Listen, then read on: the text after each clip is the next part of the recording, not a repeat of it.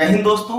लंबे समय से मैं यह सोच रहा था कि इस टॉपिक पर एक वीडियो बनाऊं कि कार के टायर में नाइट्रोजन डलवाना चाहिए या फिर नॉर्मल एयर जो कि कहीं भी रोड साइड आपको मिल जाता है। हमारे कार यार फैमिली टेलीग्राम ग्रुप में एक व्यूअर ने मैसेज करके हमसे पूछा है, please mention what's the tyre pressure you are keeping to get good fuel average, are you using nitrogen और oxygen on tyres.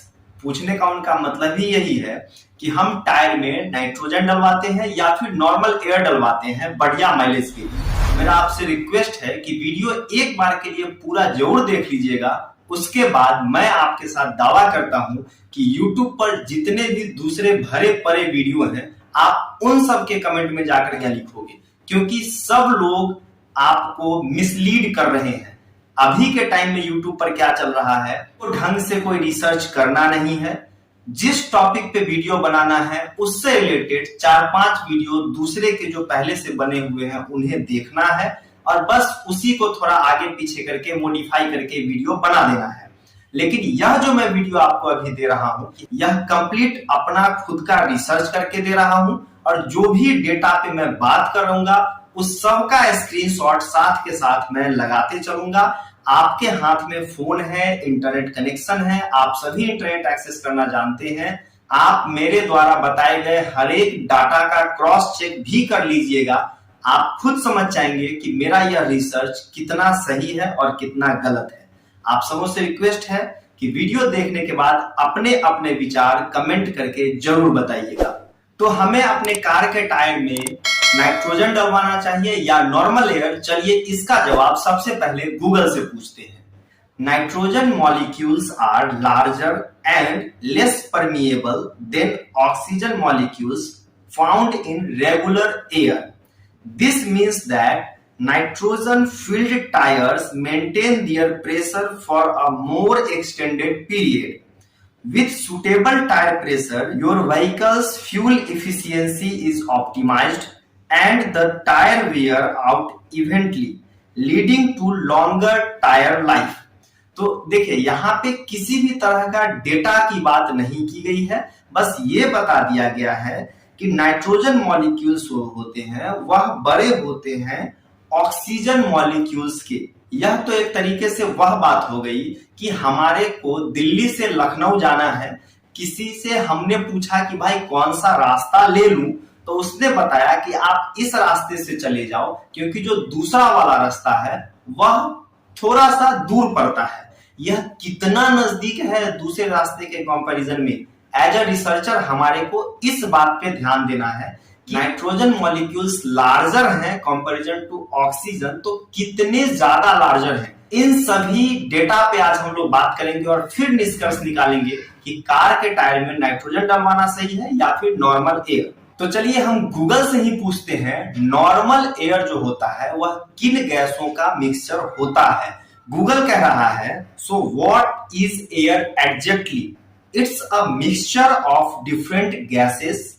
The air in Earth's atmosphere is made up of approximately 78% nitrogen and 21% oxygen. Air also has a small amount of other gases too, such as carbon dioxide, neon and hydrogen. जो normal air होता है वह 78% nitrogen plus 21% oxygen का mixture होता है। तो अगर आप इन दोनों को 78 प्लस 21 अगर आप ऐड करेंगे तो 99% जो है एयर वह हो जाएगा आपका नाइट्रोजन प्लस ऑक्सीजन का मिक्सचर। यानी अगर हम दो टायर में हवा भर रहे हैं जिसमें एक टायर में नाइट्रोजन भर रहे हैं, दूसरे टायर में नॉर्मल एयर फिल कर रहे हैं, तो पहले टायर में तो 100% नाइट्रोजन जाएगा ही जाएगा, दूसरे टायर में भी 78% नाइट्रोजन ही रहेगा। तो गूगल ने जो कंपैरिजन करके बताया था वह यह कहा था कि नाइट्रोजन के मॉलिक्यूल्स ज्यादा बड़े होते हैं कंपैरिजन टू ऑक्सीजन। 78% तो दूसरे टायर में भी आपका नाइट्रोजन ही रह जाएगा, तो 21% ऑक्सीजन को नाइट्रोजन से कंपेयर करते हैं। तो अब देखते हैं नाइट्रोजन के मॉलिक्यूल्स ऑक्सीजन के मॉलिक्यूल से कितने ज्यादा बड़े होते हैं।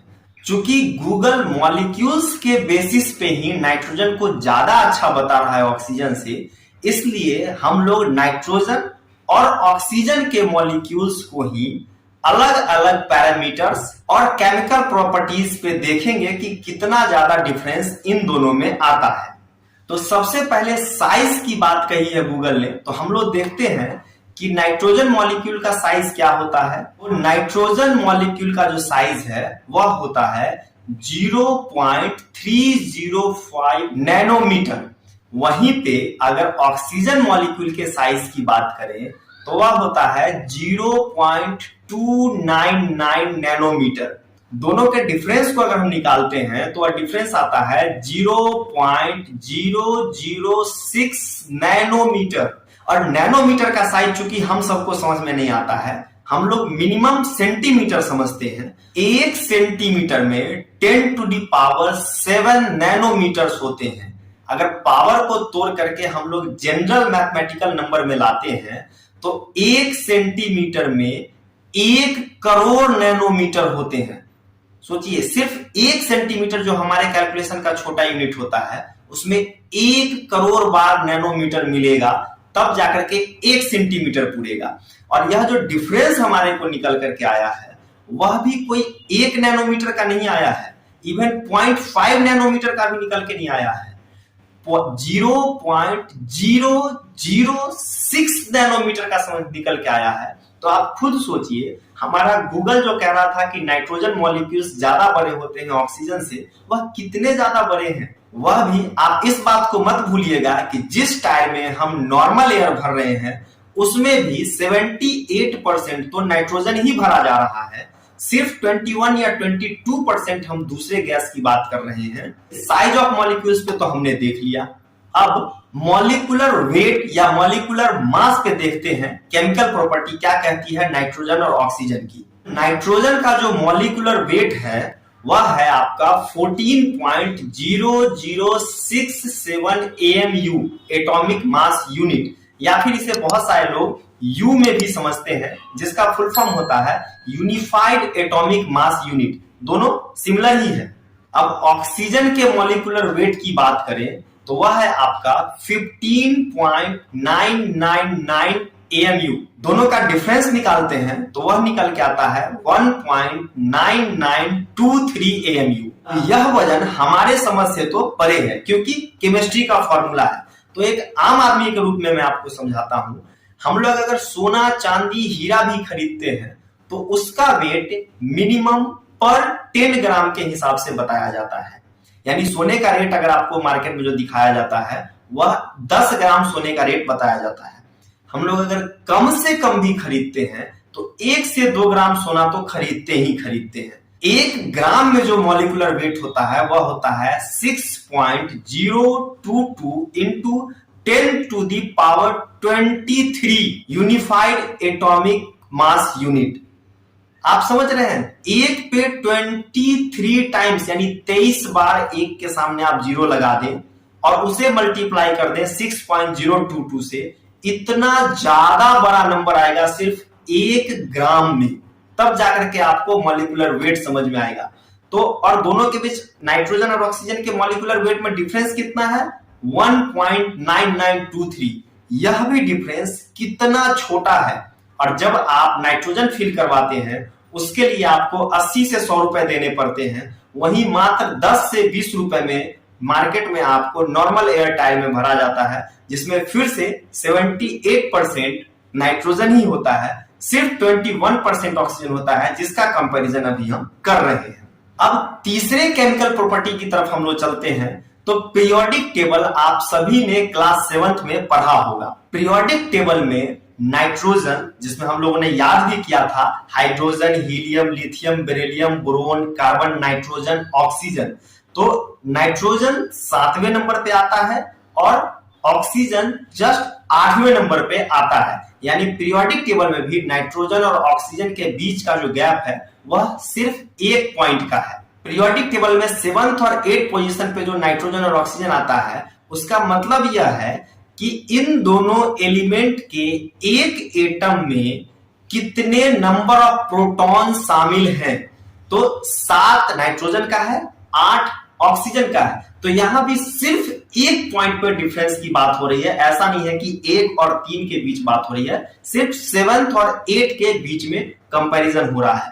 तो आप देखिए कि नाइट्रोजन जिसको हमेशा बेहतर बताया जा रहा है कार टायर में स्पेशली डालने की, जो हम अभी बात कर रहे हैं, उसके मॉलिक्यूलर साइज की बात हमने कर ली, मॉलिक्यूलर वेट की बात कर ली, और पीरियोडिक टेबल में इनका जो नंबर आता है 7th और 8 उसके बेसिस पे भी बात कर ली, क्योंकि एलिमेंट के 1 एटम में कितने प्रोटॉन हैं वह हमें पीरियोडिक टेबल से पता चल जाता है।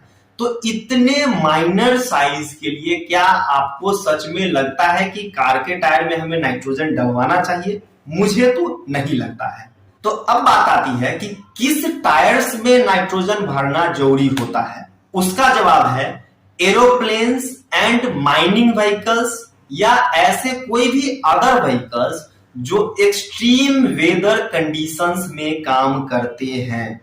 अगर हम यहाँ पे आपको माइनिंग व्हीकल की बात करें तो कोलरी के माइन में जो गाड़ियां जाती है धरती के नीचे, वहां पे बहुत ज्यादा टेम्परेचर चेंज होता है।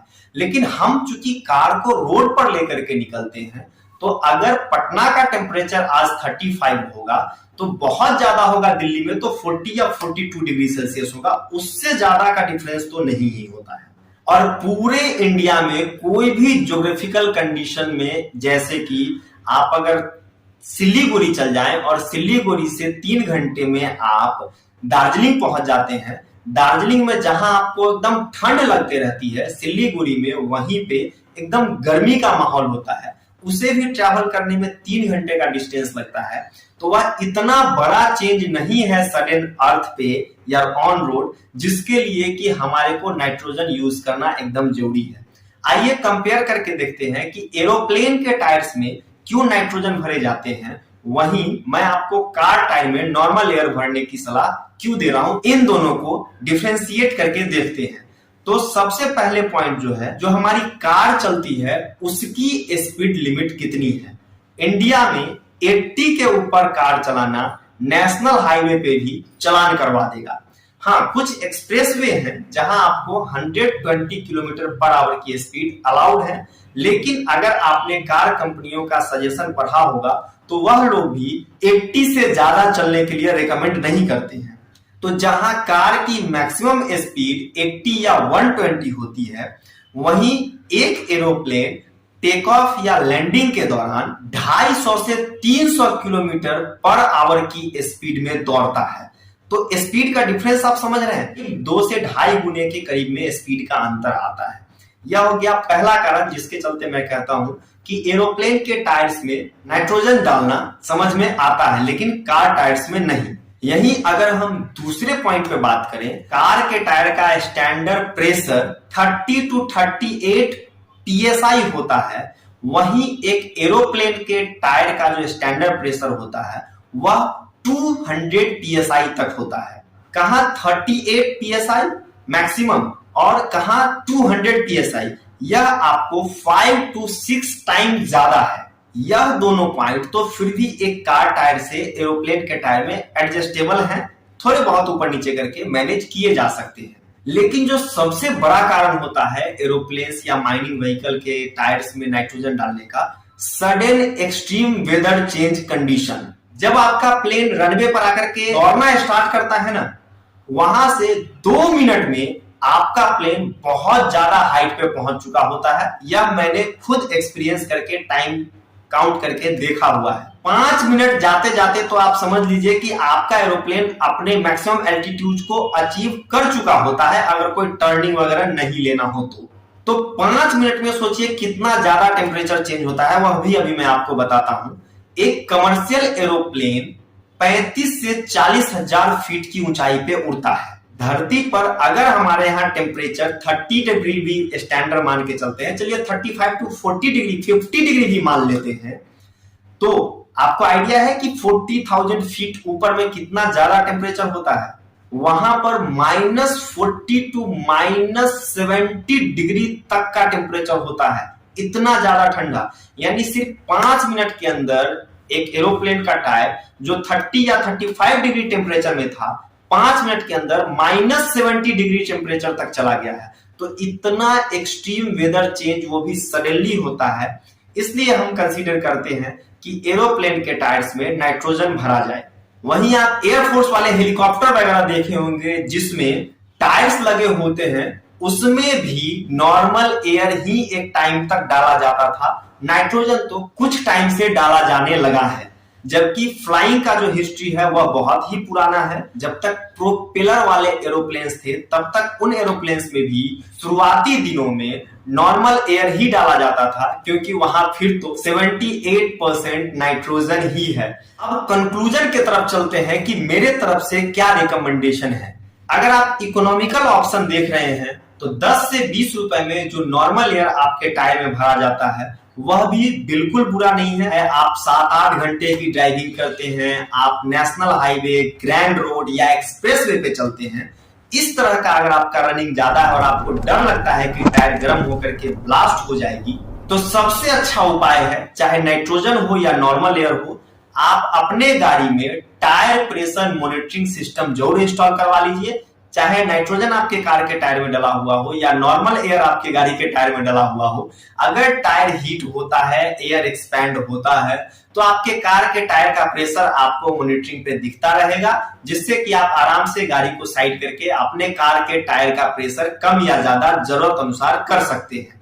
और बड़ी खुशखबरी की बात यह है कि अब बहुत सारी गाड़ियों में tyre pressure monitoring system already लगा हुआ ही आता है। तो बिंदास नॉर्मल एयर डलवाइए और इकोनॉमिकल फायदे का मजा लीजिए। जाते जाते एक चीज कमेंट करके जरूर बताइएगा कि मेरा यह रिसर्च आपको कैसा लगा। जो दूसरे यूट्यूबर्स हैं जो आपको नाइट्रोजन भरवाने की सलाह देते हैं, उन्हें आप क्या कहना चाहेंगे। और यह तो जरूर बताते हुए जाइएगा कि ट्राइबर के किस वेरिएंट में अब tyre pressure monitoring system inbuilt आने लगा है। एक टिप्स देता जाता हूं, आता है या नहीं यह भी सर्च करके कमेंट जरूर कीजिएगा। उम्मीद करता हूं आप लोगों को यह वीडियो जरूर पसंद आया होगा। जय हिंद, वंदे मातरम।